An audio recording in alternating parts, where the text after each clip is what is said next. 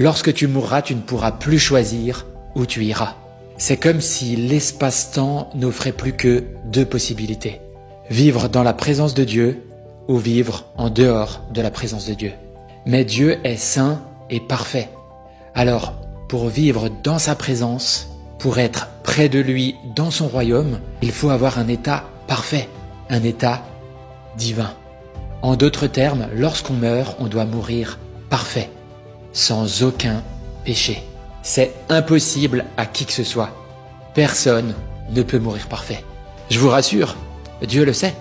Puisque le salaire du péché, c'est la mort et vivre loin de la présence de Dieu, eh bien Dieu décida alors de venir lui-même parmi nous en la personne de Christ et mourir à notre place. Sa mort à lui paie pour nos péchés à nous. Si on l'accepte, on devient donc parfait et sans péché. Cela s'appelle la justice de Dieu. Tout mauvais acte doit être payé, c'est normal.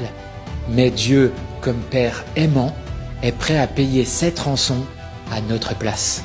Alors oui, Dieu par amour veut nous rendre parfaits afin que nous puissions vivre à ses côtés éternellement dans son royaume. Mais l'amour n'obligera jamais personne. L'amour doit laisser la liberté.